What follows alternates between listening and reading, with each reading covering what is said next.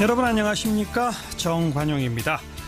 오는 2022년부터 고등학교에서도 대학처럼 원하는 과목을 골라서 수강하고 정해진 학점을 채우면 졸업하는 고교 학점제가 도입된다고 합니다. 큰 변화를 가져올 교육혁명인 셈인데 전교조, 교총, 교원단체들은 하나같이 우려의 목소리를 내고 있네요. 잠시 후에 한국교총 김재철 대변인의 이야기 들어보겠고요. 문재인 대통령이 취임 직후 찾아갔던 인천공항, 이 공공기관 비정규직 제로 시대를 선언하면서 관심을 모았죠. 그런데 상황이 녹록지 않습니다. 이제 바로 오늘부터 정규직 전환을 위한 집중 논의가 시작된다는데요.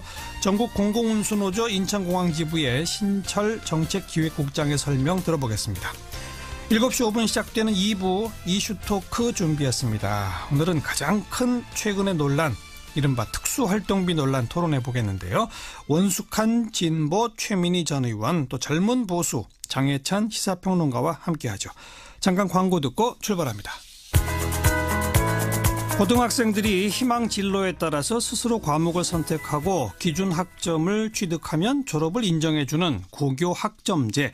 교육부는 2022년 전면 도입을 목표로 내년부터 100개 학교에서 시범 운영에 들어갈 예정이다. 오늘 발표했습니다. 근데 교원단체들은 우려의 목소리를 내고 있어요. 한국교총의 김재철 대변인 연결합니다. 김 대변인 안녕하세요. 네, 안녕하십니까. 네, 일단 교육을 다양화하고 학생들의 선택권 확대하고 이런 건 좋은 거 아닙니까? 네, 그렇습니다. 이제 기본적으로 이제 지금까지는 좀 과도한 수업 내지는 좀 대입에 좀 매몰된 그런 감이 있지 않습니까? 예. 예, 그래서 이제 앞으로 기본적으로는 그렇죠. 우리가 자기가 배운 과목을 그대로 이제 평가를 받고 또 그걸 가지고 대학교 내지는 또 여러 가지 그 진학으로 이어지는 게 제일 좋은 모습이기 때문에요. 예. 저희는 기본적으로 좀 찬성을 합니다. 기본 방향에 찬성이다. 네네네. 예. 근데 뭐가 문제라는 거죠? 근데 이제 아시겠지만 이게 고교 학점제라는 건 우리가 간단하게 기본적으로 좀 고민해 보면 네. 대학교에 우리가 입학하면은 여러 가지 과목을 개설해 놓고 아이가 이제 자기가 원하는 과목을 신청을 해서 수업을 듣는 그런 식이지 않습니까? 그렇죠. 그러려면은 아무래도 반찬이 많아야 되겠죠. 쉽게 말하면. 네. 그래서 과목을 일단 기본적으로 지금보다 대폭적으로 많이 좀 개설을 하고 다양화할 필요가 반드시 있고요. 예. 또 한 가지는 뭐냐면 그 과목을 개설을 함에도 불구하고 그 과목을 가르칠 수 있는 선생님이 또 반드시 필요하겠죠. 당연하죠. 예, 과목을 개설했는데 선생님이 없으면 또 이것도 기본적으로 수업이 이제 안 이루어지기 때문에. 예. 또 한 가지는 또 뭐냐면 그렇게 자기가 과목을 개설한 과목을 배우고 또 수업을 했는데 예. 자기가 배운 과목이 제대로 평가를 또 봐야 될 거 아닙니까? 예. 평가를 또 봐야 되겠죠. 평가를. 그럼요. 예, 그런데 지금처럼 보면은 지금은 이제 아시겠지만 내신을 평가하는 방법이 상대평가입니다. 그러면 쉽게 말하면 내가 지금 수업한 과목이 한 명이다. 나 하나밖에 없다. 네. 그럼 이게 지금 상대평가 하에서는 등급이 안 나와요. 비율이 안 나오기 때문에. 불가능하죠. 예. 그렇죠. 그럼 이제 그와 같은 문제가 나오기 때문에 기본적으로 학점제를 도입하려면 예. 상대평가로 바꾸는 작업이 반드시 필요하고요. 예. 또 한 가지는 뭐냐면 그와 같이 다양한 과목을 개설하고 자기가 수업을 했는데 예.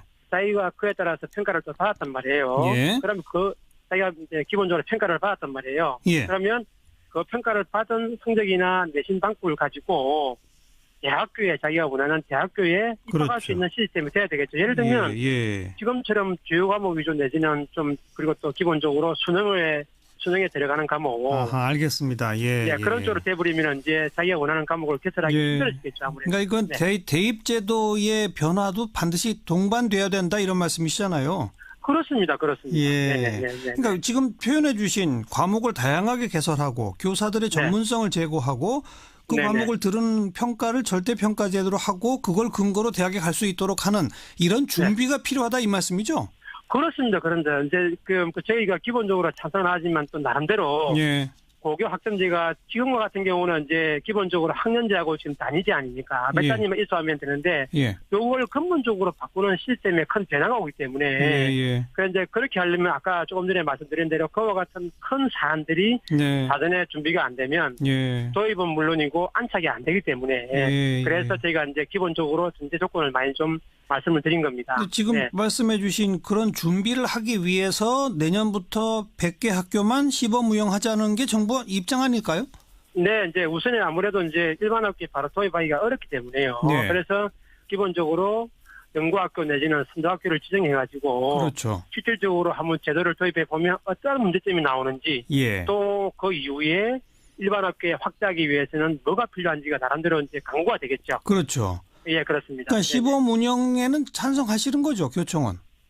예, 뭐 이제 저희는 오히려 일반 학교 바로 시행하는 거는 기본적으로 또 지금 할 수도 없을 뿐만 아니라 못하죠. 또 예. 조금처럼 그와 같이 하려면 아무래도 여러 가지 조건들이 많이 필요하기 때문에 예. 기본적으로 좀 시험 학교는 필요하다 이렇게 봅니다. 예. 네. 그러니까 교총은 한마디로 방향에 동의, 그러나 충분한 네. 준비를 하고 천천히 갑시다 이건가요?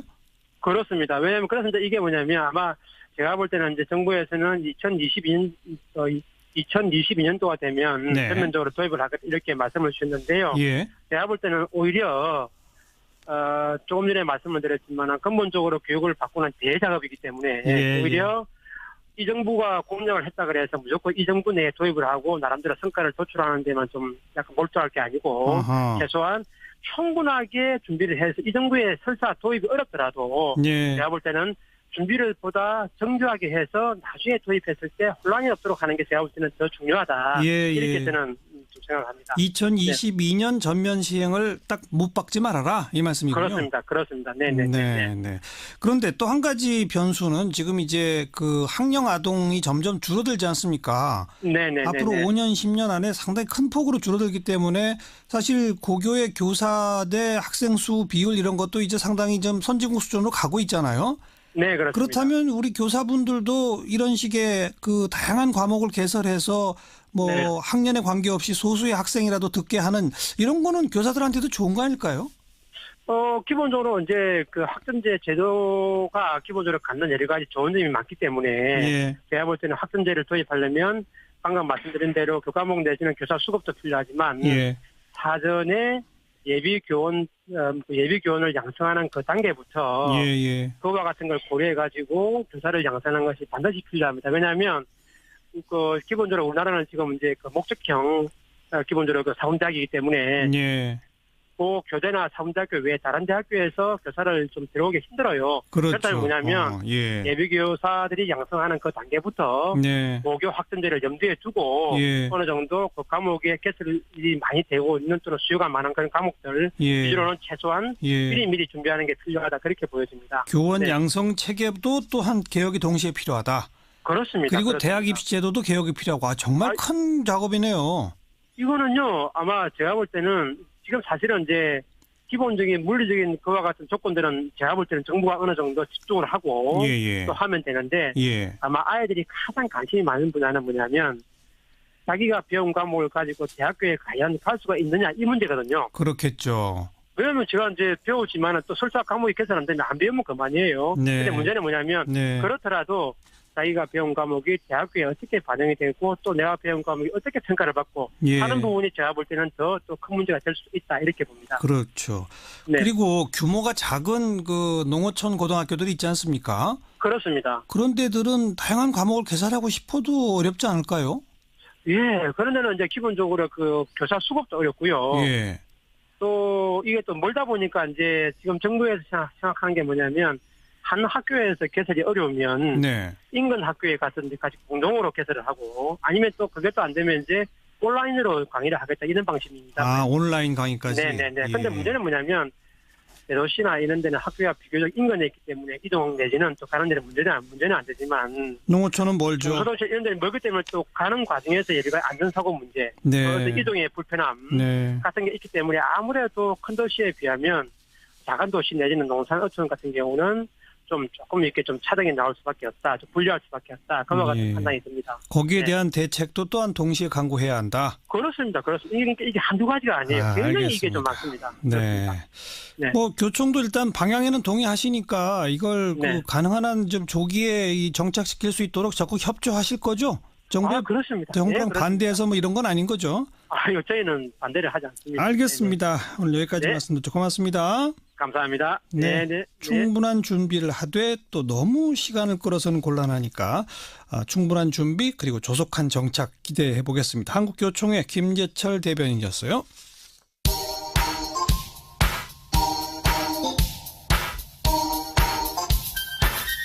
시사자키 정관용입니다.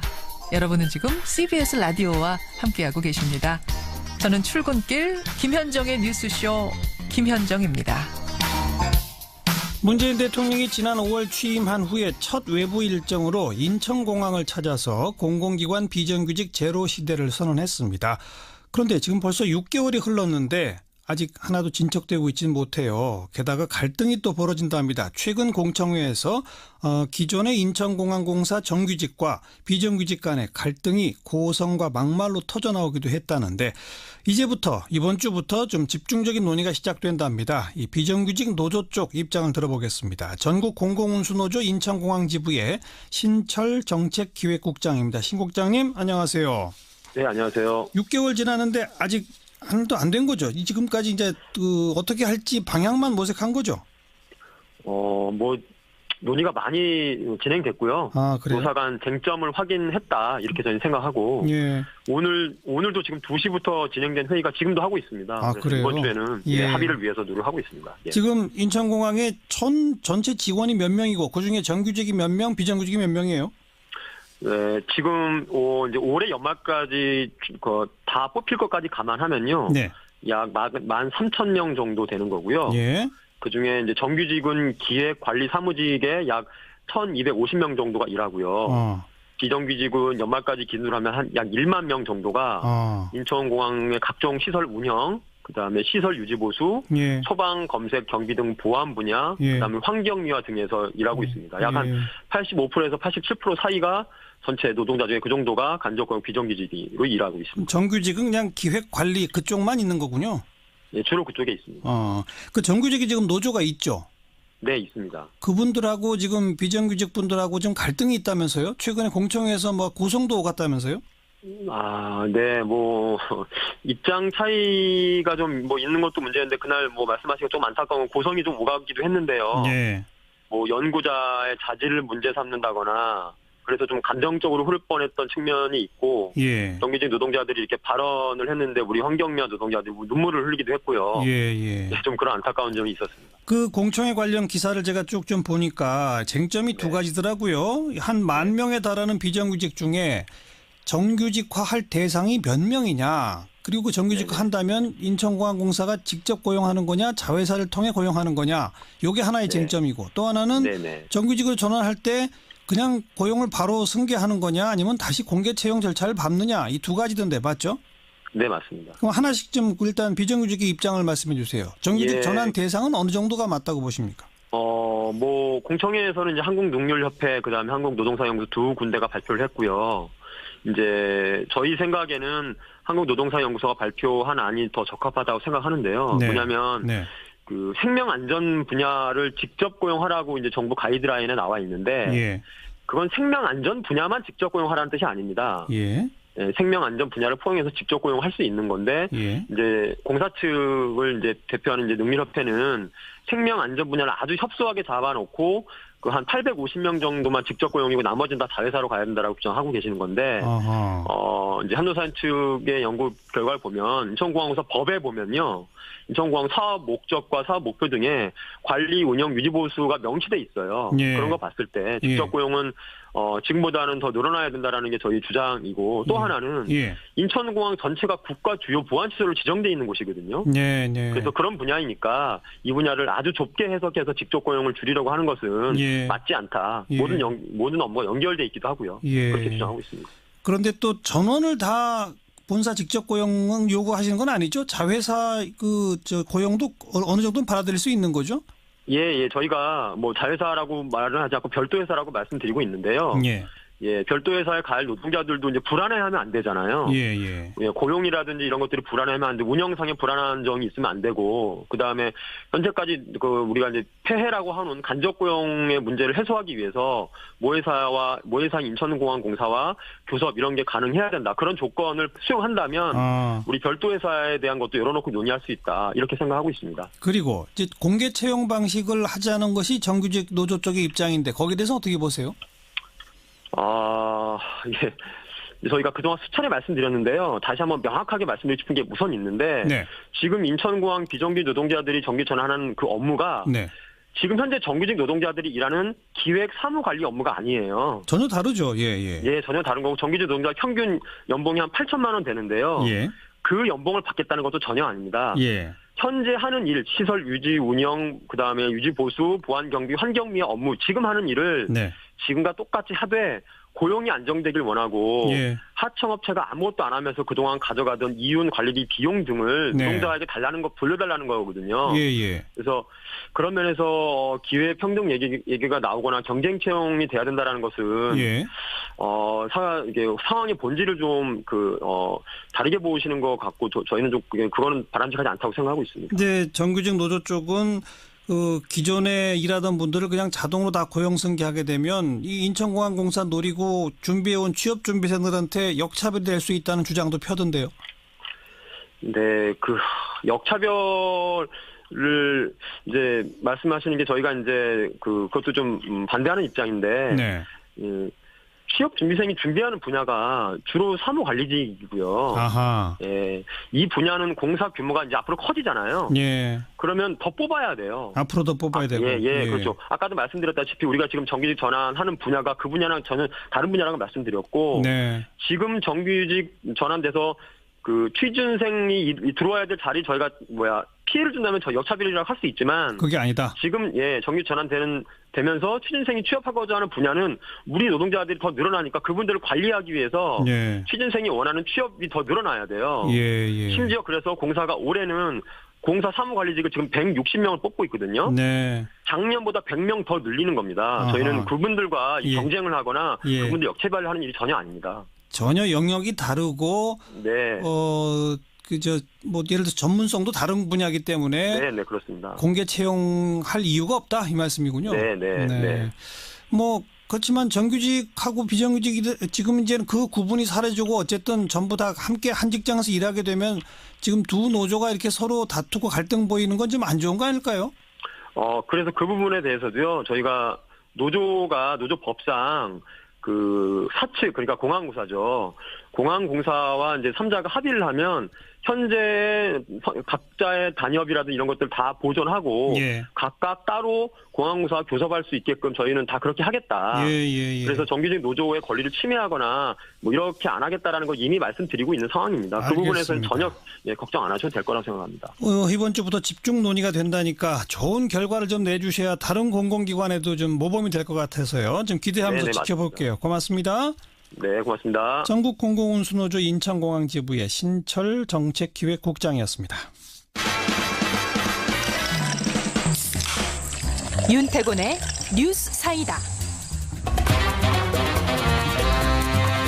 윤태곤 실장 어서 오십시오. 네, 안녕하세요. 내년도 예산안 처리 법정 시한 이제 얼마 안 남았어요. 네, 12월 2일까지 돼야 되거든요. 그러니까요. 이거 역산해 보면은 30일에는 예결위 전체 회의에서 예산안 처리가 돼야 돼요. 30일이면 사흘 뒤잖아요. 그렇죠. 그 본회의는 거기서 토론을 하는 게 아니라 그냥 표결만 하는 거지 않습니까? 예. 30일까지 돼야 되는데 지금 일정을 짚어보면은 예결특위는 돌아가고 있어요. 지금 네. 이 시간도 마찬가지인데 14일부터 해가지고 24일까지 감액 심사를 마쳤는데 네.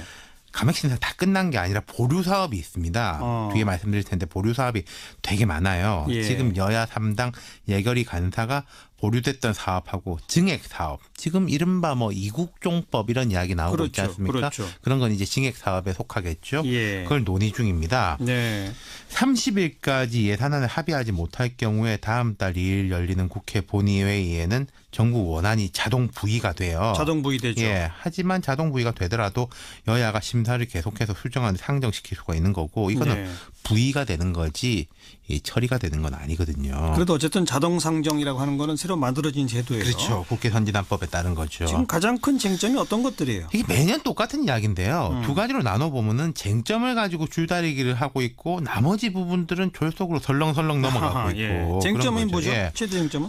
공무원 증원하고 최저임금. 최저임금 인상에 따른 일자리 안정 지원 자금 그리고 탈원전 관련 신재생 에너지 사업 등인데 예. 이제 공무원 증원은 원래 여야가 첨예하게 대립하는 거지 않습니까? 지난번에 이제 추경 예산 때도 이게 쟁점이 되지 않습니까? 그랬죠. 근데 이제 1차적으로 그때는 뭐 저 소방관이라든지 경찰이라든지 군인 이쪽부터인데 네. 이제는 이제 사회복지 쪽이 이제 늘어나는 것이죠. 예. 그리고 최저임금 인상에 따른 일자리 안정자금은 내년도에 최저임금이 큰 폭으로 올라가지고 네. 이제 자영업자, 중소기업 이쪽에 직접 지원하는 게 3조예요. 그렇죠. 이걸로 줄다리기를 하는데 근데 제 생각은 이렇습니다. 이게 뭐냐면요. 네. 야당이 아무리 반대를 하지만은 최저임금 올린 걸 도로 깎을 수는 없잖아요. 안 되죠. 그렇죠. 예. 이럴 때는 이제 야당이 불리한 게 있는데 지원 예산이 확보가 안 되면은 최저임금을 올라놓고 자영업자들은 물론 3조도 부족하다라고 하지만은 이것도 못 주면은 발등에 불이 떨어지고 그 화살은 결국 야당한테 다 돌아가지 않겠습니까? 예. 이건 제가 생각할 땐 좀 처리가 될 것 같아요. 네. 그럼 야당들의 그 논리는 공무원 증원도 뭐 원천 반대 이런 건 또 아니잖아요.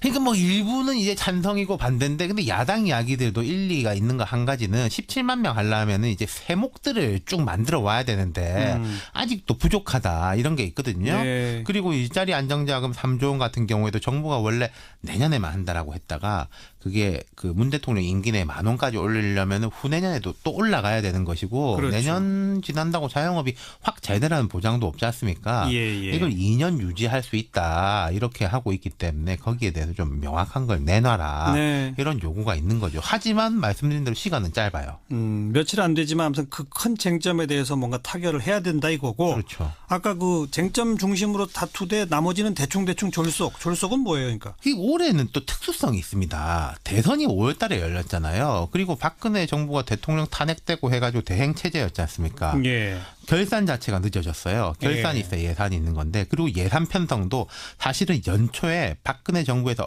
얼개를 잡아놓은 것을 새 정부가 5월, 6월부터 수정한 거거든요. 그러니까 예산 편성 자체가 시간이 별로 없었고 국감도 추석 연휴가 길어가지고 밀렸잖아요. 아하. 전반적으로 앞차 뒤차 쫙 밀려가지고 이게 그냥 넘어가게 돼 있는 게 급하게 지금 허겁지겁 그냥 하는 그렇죠. 거군요. 예. 이건 참 구조적인 문제도 있는 거예요. 예. 뭐 누구 잘못을 떠나가지고 지금 그 예결위에서는 이게 아까 말씀드린 증액 사업하고 보류 사업을 투트랙으로 심사를 하고 있는데 예결위의 보류 사업이 172개. 172개. 예.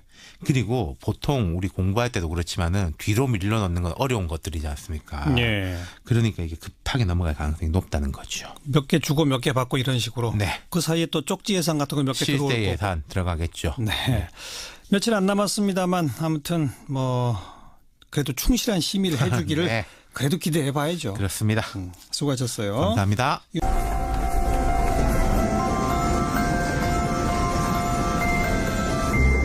시사잡기 2부 오늘 하루 화제가 된 뜬 뉴스들 정리하면서 출발하죠. CBS의 김현지 기자 안녕하세요. 네, 안녕하세요. 첫 소식은요? 네, 평창올림픽 바가지 숙박입니다. 평창올림픽 이제 74일 남았는데요. 그런데 올림픽 기간에 숙박 가능한 곳을 알아봤더니 10곳 중 2곳에 불과했고요. 네. 그마저도 가격이 12평짜리 2인실이 44만 8천 원, 13명까지 쓸 수 있는 60평짜리 방은 무려 178만 원에 달했습니다. 너무 비싸네요. 벌써 다 예약이 차서 그런 거예요?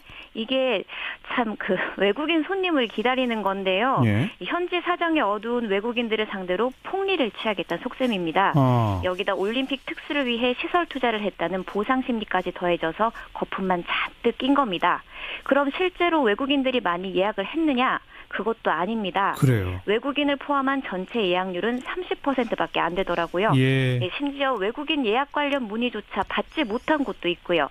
이렇게 상황이 심각해지자 결국 강원도가 칼을 빼들었습니다. 바가지 요금을 부과하거나 예약을 거부하다 적발되면 모든 지원에서 배제되고 행정처분을 받게 됩니다. 그렇게 해야죠. 네, 다음 소식은요? 네, 인도네시아 발리섬의 아궁 화산이 본격적으로 분화를 시작했습니다.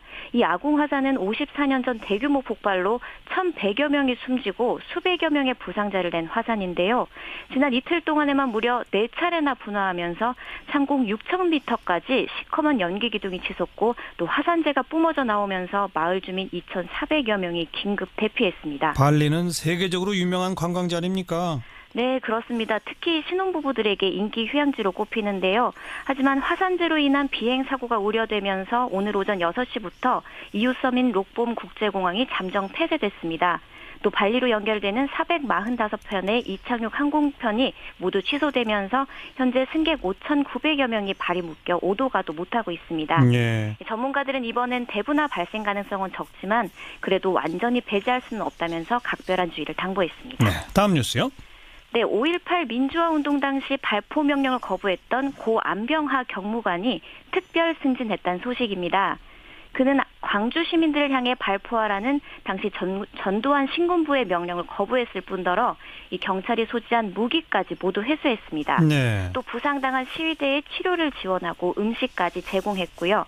하지만 정부가 그를 가만뒀을 리가 없겠죠. 곧바로 직무유기 혐의로 직위 해제되고 고문까지 받았습니다.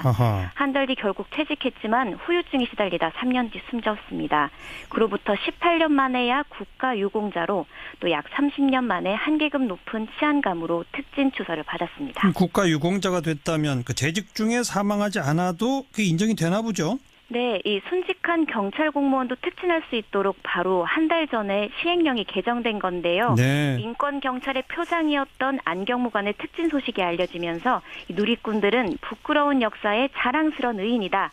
2계급 승진으로는 부족하다. 또 죽을 줄 알면서도 총 수거하고 시민들을 도운 참다운 경찰이라면서 존경과 감사를 보내고 있습니다. 네, 고맙습니다. 네, 감사합니다. CBS 김현지 기자였습니다.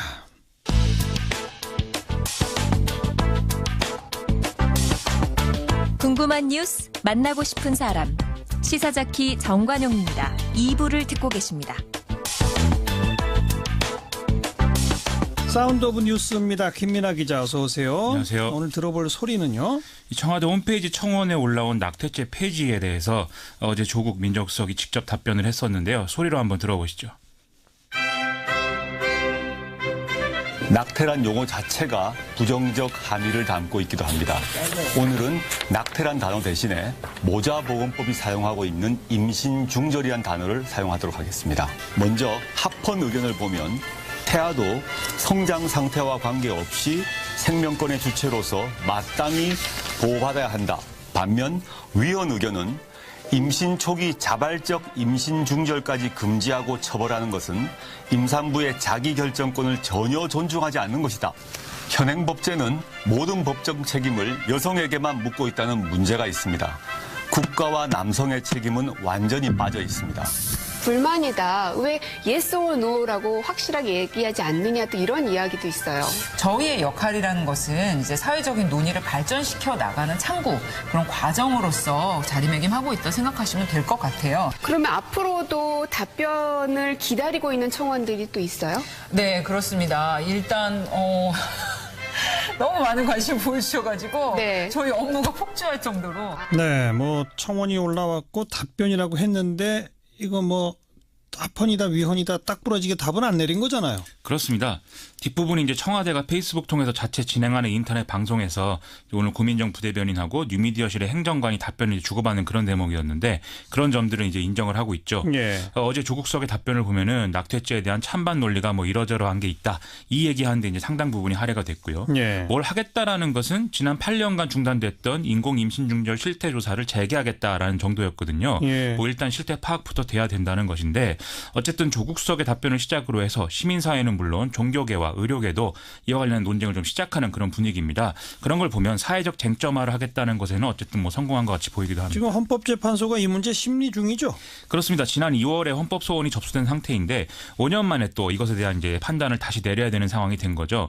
지난 2012년에는 합헌 결정이 내려졌었는데 이때도 8명의 재판관 중에 4명이 위헌 의견을 냈었거든요. 예. 지금 9명의 헌법재판관 중에 국회 인사청문회 등에서 어떤 형식으로든 이 낙태죄 조항의 부작용을 줄이기 위한 어떤 법제도 개선이 필요하다. 이런 입장을 밝힌 사람이 6명입니다. 그러면 위헌이 될 가능성이 높네요. 그렇게 볼 수도 있겠는데요. 특히 또 이진성 헌법재판소장이 임신 후 일정 기간 내에는 낙태를 허용하는 방향도 가능하다 뭐 이런 얘기도 했기 때문에 뭐 이번엔 다른 결론이 나지 않겠느냐 뭐 이런 생각을 하는 사람들도 많이 있는 것 같습니다. 그런데 일각에서 이 청와대 홈페이지 청원 20만 건 이상 올라오면 답한다 이런 방식이 좀 문제 있다는 지적도 있죠. 그렇습니다. 그래서 인터넷에서 목소리만 큰 사람들이 여론을 주도하면서 갈등을 키우는 거 아니냐 이런 얘기도 많이 하는데요. 특히 보수 언론이 이 부분에 대해서는 좀 강한 문제 제기를 하고 있습니다.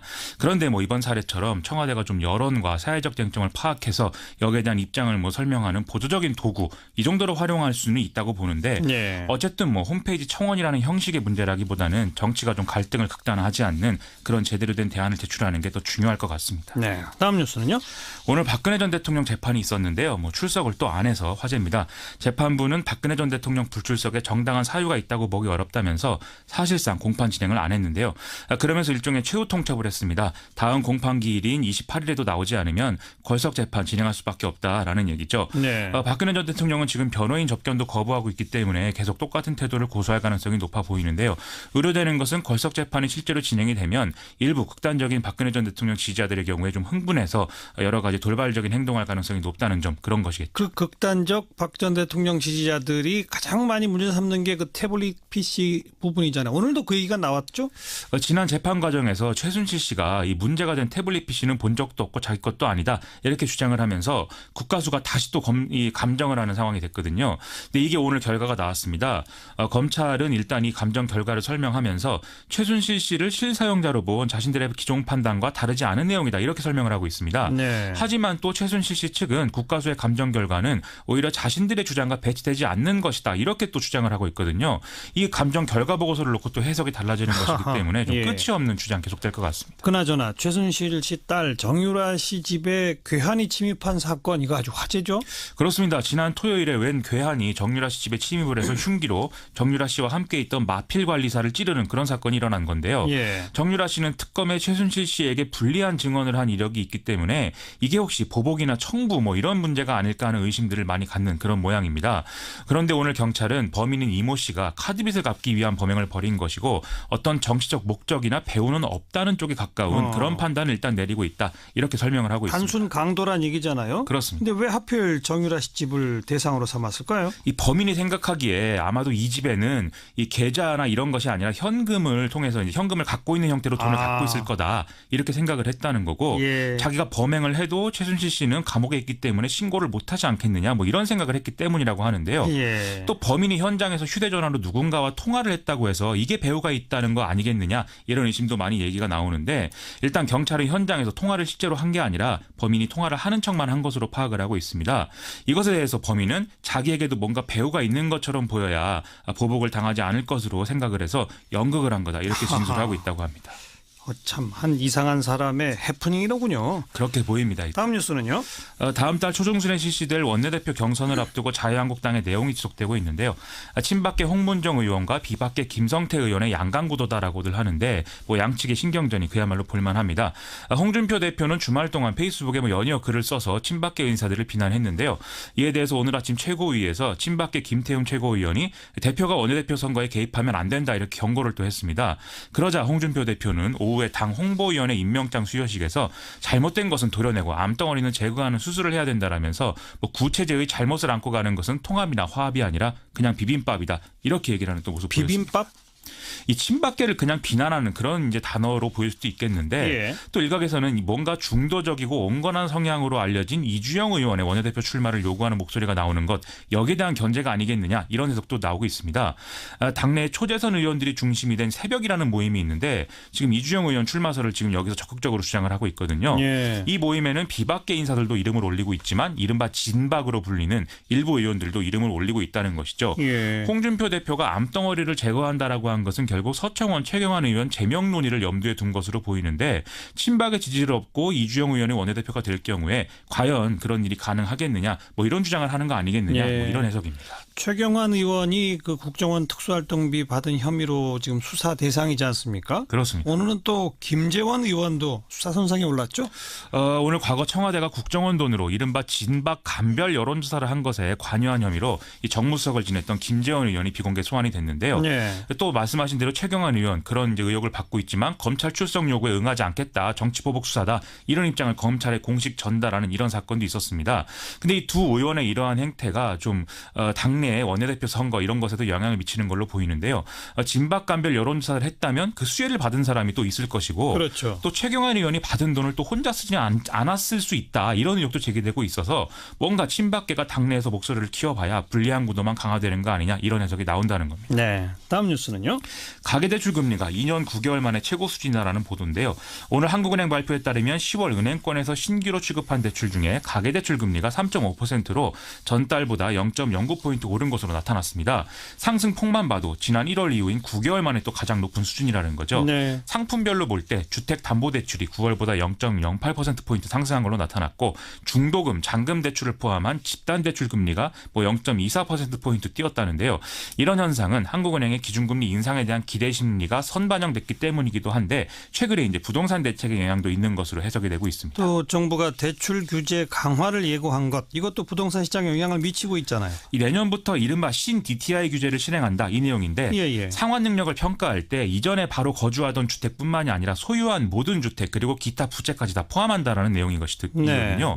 또 내년 가을에는 DSR 기준이 강화가 돼서 주택담보대출이 아닌 일반 대출 부담까지 상환 능력 평가 기준에 포함을 시킨다는 건데 그러면 지금 다주택자인 사람이 빚내서 집을 사서 사실상 또 임대사업 규모를 늘리는 이런 일들은 매우 어려워질 가능성이 높다는 겁니다. 그렇죠. 일선 부동산을 취재한 이런 보도들을 보면 확실히 이게 지금 시장에 큰 영향을 미칠 것으로 보이는데요. 하지만 또 선의의 피해자랄지 또는 뭐 가계대출 부담 가중의 역효과 이런 것도 있을 수 있기 때문에 보완 대책도 필요한 상황인 것 같습니다. 네. 그리고 정부가 오늘 주거복지 로드맵이라는 걸 내놨죠? 그렇습니다. 오늘 당정 협의를 통해서 문재인 정부의 주거정책의 청사진이라고 할 수 있는 주거복지 로드맵의 핵심 내용들이 공개가 됐는데요.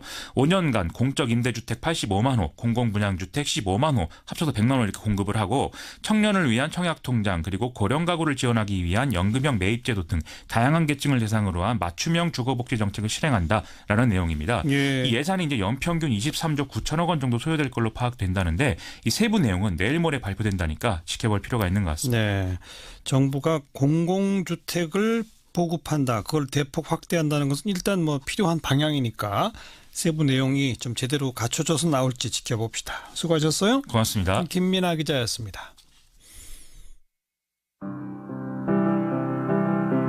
네, 매주 월요일 꾸며드리는 이슈 토크 원숙한 진보 최민희 전 의원 젊은 보수 시사평론가 장혜찬 씨 두 분과 함께하는 시간이죠.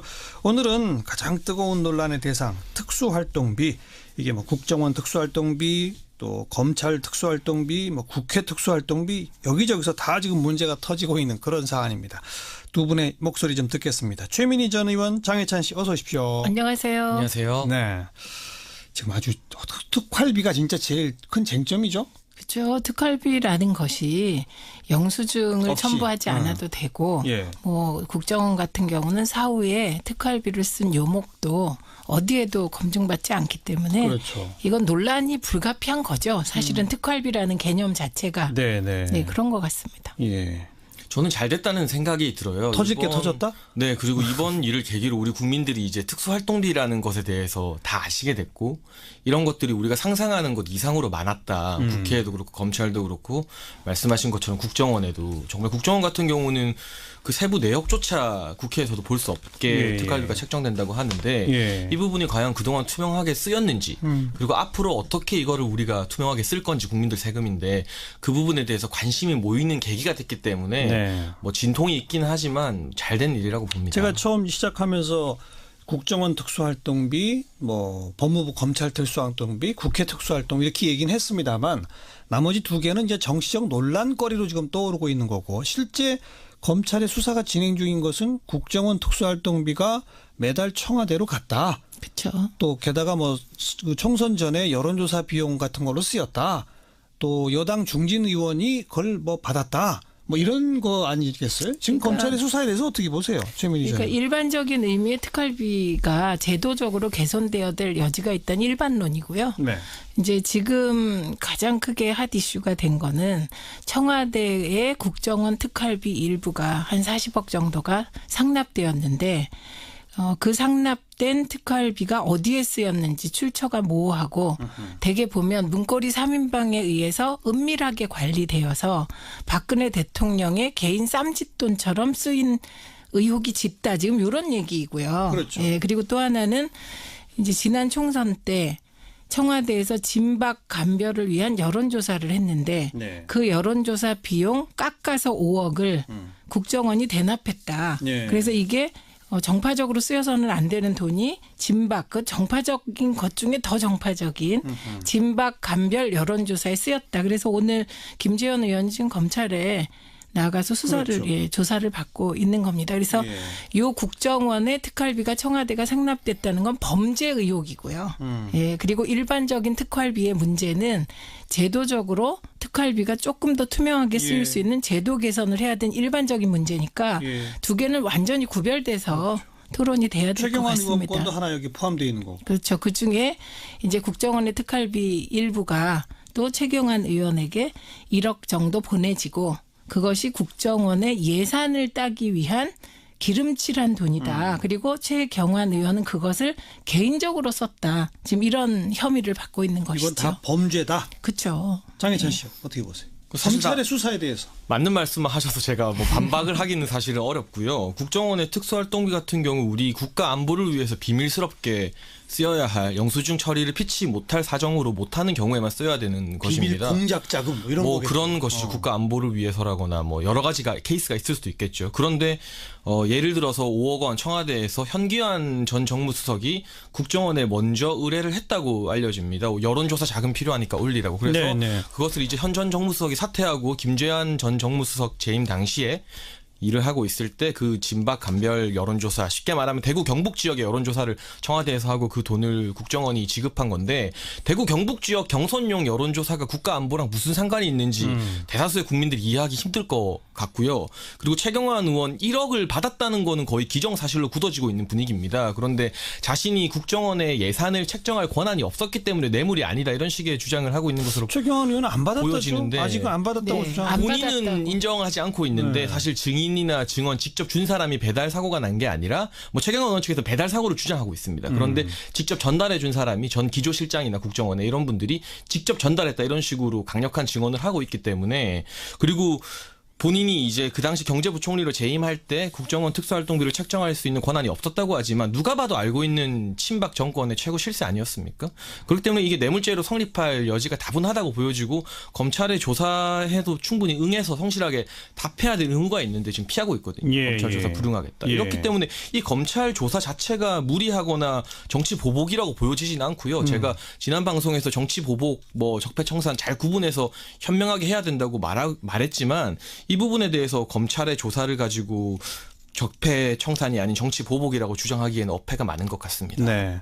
그런데 자유한국당에서는 차제에 특검을 도입해서 김대중 노무현 정부 때 거 좀 해보자 이렇게 나오는데 그건 어떻게 생각하세요? 이제 간단하게 세 가지 이유가 있을 것 같은데요. 첫 번째, 이제 외부에 적이 있어야만 당대표 리더십이 강화되거든요. 정치적으로. 지금 뭐 또 여전히 구친박들과 친홍이라고 할 수 있는 비박들 간의 개파 싸움, 또 원내대표 선거 앞두고 치열한데, 외부의 적을 만들어서 이 당대표 리더십을 강화해서 똘똘 뭉치자는 이유도 있을 수 있고, 두 번째가 가장 크다고 봅니다. 검찰에게 이제 정치적으로 부담을 주려는 것 같아요. 우리도 이렇게 가만히 있지 않겠다.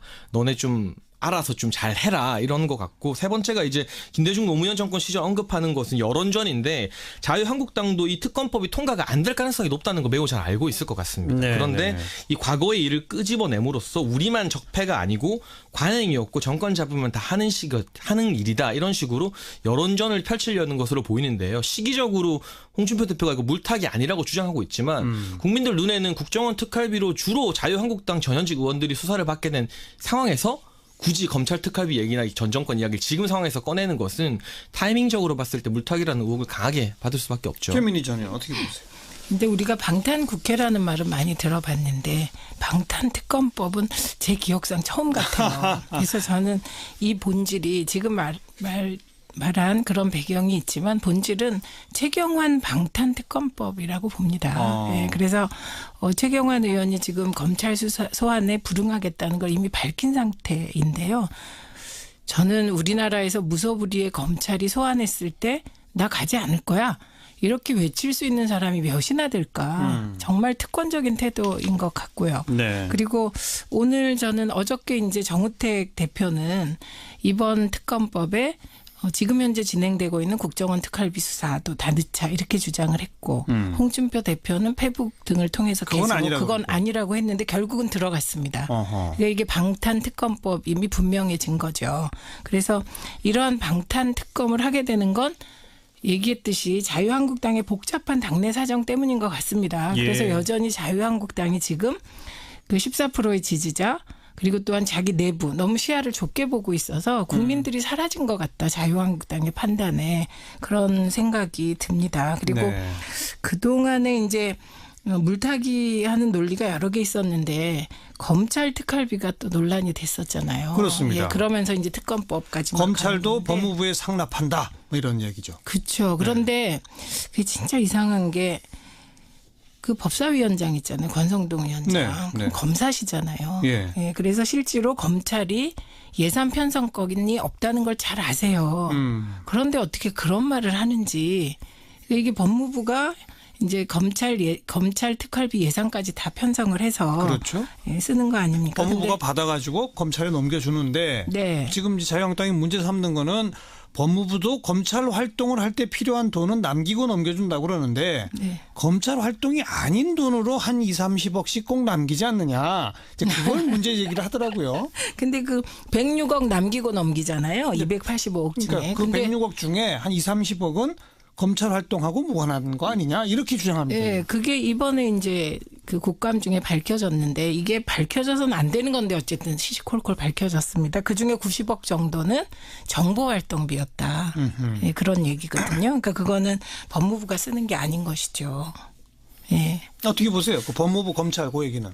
우선 검찰 이야기 먼저 하면 예. 자유한국당이 이 시점에서 굳이 검찰의 특활비 또 권성동 의원 같은 경우 자신이 법무부 검찰로 근무할 때 500만 원씩 받았다.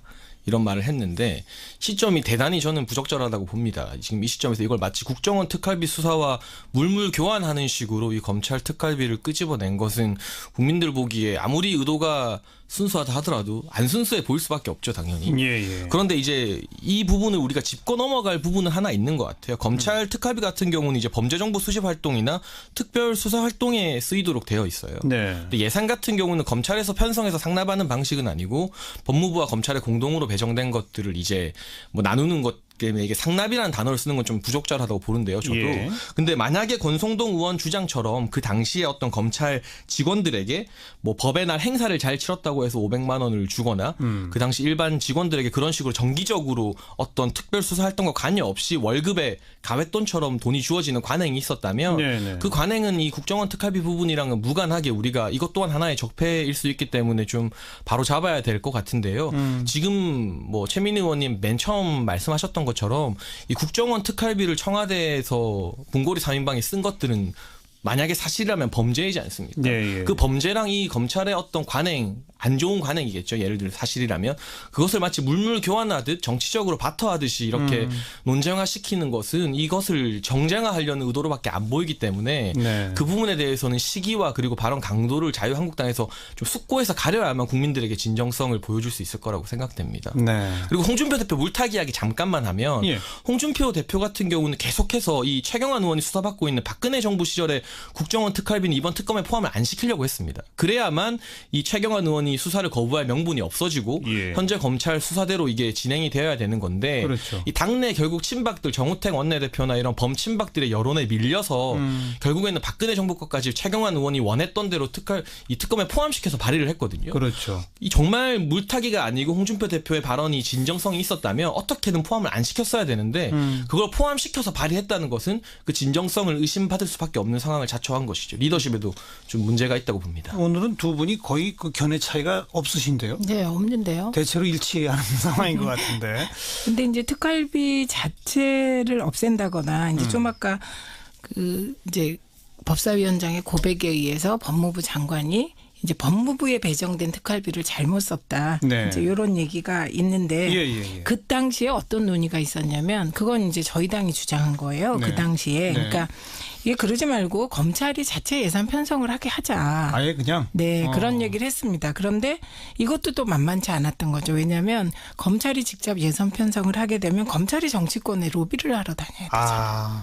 예, 그렇게 되면 아무래도 이 국회나 뭐 그 기획예산처나 뭐 이런 데하고의 관계가 문제가 되기 때문에 역시 법무부가 이렇게 하는 게 좋겠다. 그래서 그대로 둔 것입니다. 그리고 요거는 이명박 정부 때 요게 잠깐 문제가 됐었는데 그때 이제 권재진 법무부 장관이 이게 그 검찰이 법무부에 상납하거나 이런 거 아니고 이게 그냥 정상적인 법에 따른 절차다 이렇게 답변을 했었거든요. 그러니까 지금 되게 의문의 인물이 권성동 위원장이세요. 그래서 그런 고백을 하는 진위가 뭔지 그리고 이미 이제 지난 국회 때 권성동 법사위원장이 발언한 걸 보면 지금 마치 민주당 의원처럼 발언을 하고 있거든요. 그래서 저는 제도 개선이 필요한 건 이런 것 같습니다. 그러니까 참여연대가 법무부가 쓴 특활비 내역을 분석을 했더라고요. 그러니까 정보활동비를 뺀 나머지 내역들을 분석해 보니 그거는 그냥 공개해도 되는 것들 아니냐. 그래야 그게 한 20개 항목 정도를 발표했는데 그렇게 꼭 특활비 요목으로 쓰지 않아도 되는 정상 예산으로 편성해도 되는 요목이 있는지 살펴봐서 그것은 좀 정상 예산으로 돌리는 게 필요하지 않을까 우리 그건 이제 후반부에 이거 제도 개선은 어떻게 하가는 게 좋을지는 이제 마지막 마무리 좀 논의하도록 하고요. 지금 또 하나가 이제 국회에 있는 또 특수활동비 이거는 이제 홍준표 대표가 과거 그 성완종 리스트 의혹이 나왔을 때 얘기하다가 이제 스텝이 꼬이기 시작하면서 스스로 쟁점화돼 버린 그런 건데 국회 특수활동비 논란은 어떻게 보세요? 이게 뭐 간단하게 요약해드리면 다들 아시겠지만 자신이 이제 원내대표 시절에 받았던 국회 특수활동비 중 일부를 그 집사람에게 생활비로 줬다는 말을 스스로 하면서 누가 다른 사람이 한 게 아니라 스스로 하면서 이제 문제가 불거지고 결국에는 어떤 식으로 해명을 했냐면 그 기존에 급여로 쓰던 뭐 기자들과의 미팅 비용이라든가 식사 비용을 그 특수활동비로 대체했기 때문에 그 급여가 남는 부분을 생활비로 지급한 것이다. 뭐 표현에 오해가 있었다 이런 식으로 해명을 했는데요. 해명이 거의 뭐 원혜영 의원도 이번에 등장했고 야당 간사들 야당 의원들에게도 내가 특수활동비를 줬다 했는데 받은 사람 없다 사과하라 하니까 또 사과했어요. 이런 식으로 계속 해명이 꼬이고 있습니다. 결국에는 영수증을 남기지 않는 특수활동비의 특성 때문에 이게 불투명한 금액이고 이 쓴 사람 스스로도 용처를 제대로 기억을 못하고 밝히기 힘든 부분이 있거든요. 기억하기 힘들 거예요. 뭐 원내대표 같은 경우 9년 전에 홍준표 대표가 4천만 원을 월에 받았다고 합니다. 한 달에 4천만 원. 네, 1년도 아니고 한 달에 4천만 원이면 저의 입장에서는 너무나 큰 금액인데 당대표 같은 경우 당시 여당 당대표 같은 경우 한 달에 6천만 원 정도의 특수활동비가 배정되었었다고 하는데요. 이렇게 국민들은 아마 모르는 분들이 훨씬 많았을 겁니다. 이 정도 규모인지. 이 부분에 대해서 뭐 바른정당 하태경 의원 같은 경우는 국회 특수활동비를 폐지하자 이런 주장도 하고 있는데 이 용초 홍준표 대표의 해명에도 뭐 신뢰성이 좀 떨어져서 본인 스스로 계속해서 발목을 꼬아가는 부분도 있지만 국회에 이렇게 많은 특수활동비가 배정되는데 그래서 과연 어떻게 쓰고 있는지 국회 전체가 국민들에게 좀 잘 설명해 줄 필요도 있는 것 같아요. 최민희 전 의원은 혹시 조금 아시나 모르겠는데 글쎄 그러니까 국정원이나 검찰에서 무슨 정보 수집 활동하고 비밀 공작하고 특수활동비가 필요하다. 많은 국민들이 그 좀 이상하긴 하지만 아유 그건 그럴 수도 있을 것 같아. 이제 이렇게 그냥 넘어갈 것 같은데 국회에 한 당의 원내대표 대표하면 한 달에 4천만 원, 6천만 원이 필요합니까? 그게요. 어디에 쓰는 거죠? 그러니까 이제 야당 원내대표의 경우 제가 이종걸 원내대표 시절에 원내 부대표를 했습니다. 그러면 야당 원내대표로서 해야 될 일이 굉장히 많은 거예요. 우선 원내대표가 되면 모든 의원의 애경사를 다 가야 됩니다. 의무적으로. 대개는 선택적으로 가잖아요. 그런데 의무적으로 다 가다 보면 그 경조사비 또한 만만치 않을 거다. 그건 직위 때문에 가는 거. 이건 뭐 뿐만 아니라 이렇게 이제 원내 대표실에서 할 일이 굉장히 많잖아요. 그게 눈에 보이지 않는 그런 일을 처리하다 보면 원내 부대표들은 일을 굉장히 많이 하게 되는 거예요. 낮과 밤 없이 언제 불러도 나와야 되고 무슨 업무를 시켜도 다 해야 되고 그러니까 이제 원내 대표 입장에서는 그렇게 고생하니까 그 고생하고 나면 진짜 단돈 50만 원이라도 챙겨주게 되는 겁니다. 밤늦게 가면 차비라도 주게 되고. 그러니까 이게 특활비가 다른 곳은 모르겠지만 국회에서 쓰이는 건 주로 그런 돈인 거예요. 그리고 밥도 많이 사야 되고 기자들과도 더 많이 만나야 되고 의무적으로 그런 돈이고요. 그다음에 지금 이제 홍준표 대표님의 경우는 진짜 말을 살짝 비틀어서 불법과 불법 아닌 관행 사이를 왔다 갔다 하시는 건데 이게 이제 그때 성완종 리스트에 1억을 받았다고 나왔잖아요. 그러니까 나 1억 안 받았다. 집에서 모은 돈으로 냈다. 그렇죠. 그게 무슨 말이냐면 경선 비용 어디서 났어? 그 경선 비용 쓴 거 아니야? 그러니까 내가 원내대표 하던 시절에 특활비를 받아서 그거를 남으면 조금씩 아내한테 줬더니 아내가 모아서 1억을 만들어줬다. 이렇게 된 거였거든요. 그 얘기를 지금은 결과적으로 생활비를 아껴서 됐다. 그러니까 다른 것이죠. 그 얘기는 특활비를 남겨서 줬다는 거랑 내 월급을 아내가 모았다는 거 완전히 다른 말씀을 지금 하고 계신 것이지요. 저번에 이제 이게 얽히고 설켜가지고요. 국정원 특수활동비로 시작되니까 야당이 스스로 법무부와 검찰 특수활동비 얘기로 부풀렸고 그러다 보니까 홍준표 대표의 과거 발언이 빌미가 돼서 다시 국회 활동비로 또 이제 또 불똥이 튀고 이런 식인데 아무튼 지금 현재 진행되고 있는 검찰 수사는 뭐 두 분께서는 다 이건 해야 할 일이다. 범죄적 혐의가 분명히 있기 때문에 이런 입장이시고 자유한국당의 특검 법안에 대해서는 좀 두 분 다 부정적이신 생각이니까 오늘은 뭐 그 정도 대화를 나누면 될 것 같고요.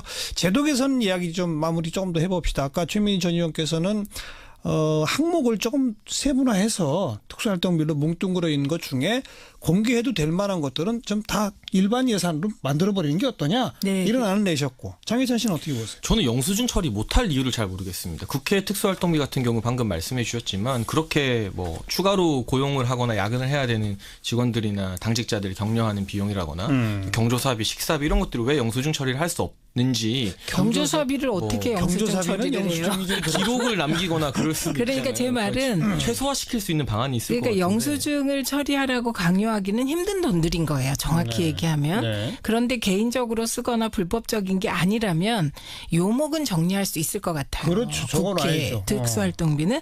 근데 이제 국정원의 특수활동비의 경우는 이제 자꾸 밝혀진 건데 옛날에 샘물교회 때 그 김선일 군 때 그때 이제 교인들을 구출하기 위해서 돈을 줬다는 거 아닙니까? 이런 게 대표적인 국민들이 허용하는 특수활동비인 거죠. 그러니까 이게 일정한 시간이 지나서 공개할 수 있는 건 공개하고 그다음에 매해 공개할 수 있는 것은 국회가 사후에 검증할 수 있는 길을 열어두면 될 것 같습니다. 그러면 기록은 남겨라. 그렇죠. 이게 이미 참여정부 때는 그 노무현 대통령께서 수석들한테 그때 수석들이 카드 500만 원씩 받았는데 그 500만 원이 굉장히 쓰다 보면 작잖아요. 수석들이 많이 만나니까 그게 주로 밥값이거든요.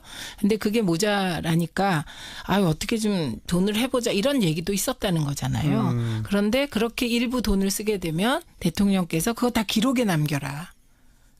그래갖고 지금 그 기록물을 이제 그 국가기록원에 보내놨다는 거거든요. 그래서 그런 방식 필요할 것 같습니다.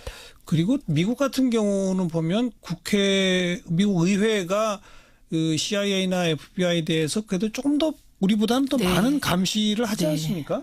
그런 것도 우리가 좀 벤치마킹할 수 있지 않을까요? 네, 그런 부분도 그렇고 많은 부분 이제 영수증 처리가 힘들더라도 내역 기록은 충분히 성의를 보일 수 있는 부분이라고 생각되고요. 국민들의 눈높이에서 봤을 때는 저걸 왜 영수증으로 못 남기지 하는 의문이 들 수 있거든요. 그러니까요. 그리고 또 하나 이제 검찰의 특활비 지금 문제되는 부분은 이 법무부와 검찰이 배정받는 특활비가 검찰 특활비로 이제 뭉뚱그려서 배정이 되기 때문에 그게 아니에요. 문제가 그거를 문제를 조금 이제 사실관계는 확인을 해야 되는 게 문제를 지적하고 있는 부분들인데 이 부분에 대해서 아예 시작부터 법무부용 특수활동비, 검찰용 특수활동비를 따로 구분지어서 이 안에서 나누는 게 아니라 아예 구분지어서 처음 시작부터 달리 배정한다면 이 부분에 대한 문제도 조금은 완화될 수 있지 않을까. 그게 285억인데. 그 대목은 제가 그냥 정리를 할게요. 그러니까 법무부가 예산 편성을 해서 예산을 받아요. 근데 거기에 이제 검찰 활동 비용이거든요. 근데 검찰 활동의 대부분은 검찰이 하죠. 네, 근데 거기 이제 30억 정도를 검찰이 이제 그게 아니라 건데. 법무부도 예를 들면 해외 범죄 인도를 한다든지 이런 등등이 법무부가 하고 있는 검찰 활동이라는 게 있단 말이죠.